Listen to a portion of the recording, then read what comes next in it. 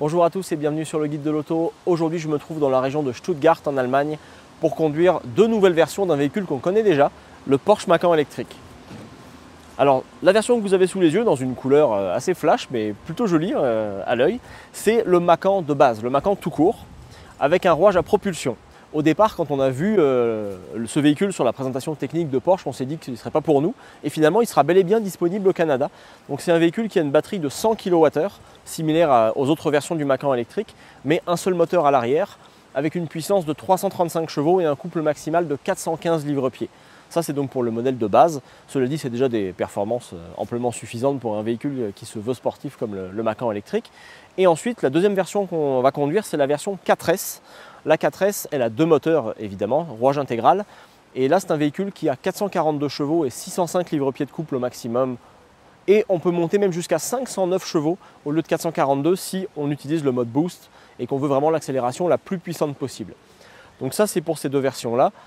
Ce qu'on va faire maintenant, c'est qu'on va aller conduire les deux véhicules, le Macan de base et le Macan 4S. Et je vais vous faire après un résumé derrière le volant et vous expliquer un petit peu ce que valent ces deux véhicules. Donc ce matin, on a eu l'occasion de conduire deux versions du véhicule.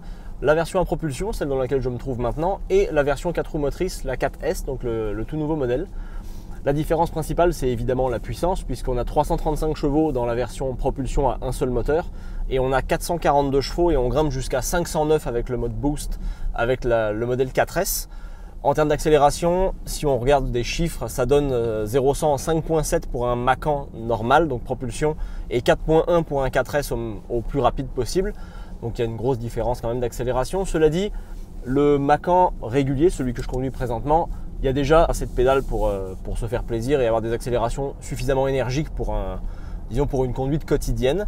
La différence de comportement routier, on la voit surtout en fait au niveau du train avant. Le Macan qui n'a pas de moteur à l'avant puisque c'est en propulsion, on a un petit peu plus de légèreté et donc on a une tenue de route un tout petit peu plus affûtée, disons, dans le sens où cette légèreté-là, en fait, au niveau du train avant, on l'aperçoit quand même dans la direction et même globalement dans la vivacité du véhicule, on pourrait dire, ça fait quand même une différence. Après, le Macan électrique demeure quand même assez pesant. C'est un véhicule électrique, c'est une grosse batterie, 100 kWh, on le rappelle. C'est quand même gros. Et donc la différence avec le Macan précédent à essence est quand même notable. Et c'est vrai que les Porsche, c'est aussi des véhicules sportifs et pour certains clients, quelque chose d'important et des véhicules qu'on aime amener, mettons, un petit peu plus à la limite. Dans ces cas-là, c'est vrai que dans des virages un petit peu plus serrés et dans un environnement, mettons, des routes de montagne un petit peu plus...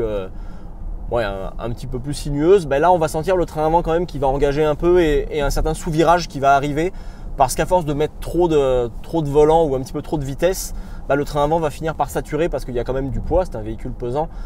Cela dit, si on regarde, c'est un véhicule qui camoufle quand même très bien son poids. On arrive à avoir une vitesse de passage en courbe qui est déjà assez impressionnante pour un véhicule de ce gabarit-là et de ce poids-là. Pour ce qui est du freinage, on a aussi beaucoup aimé la puissance de ralentissement est amplement suffisante et le dosage est plutôt bon. Globalement, ça va bien.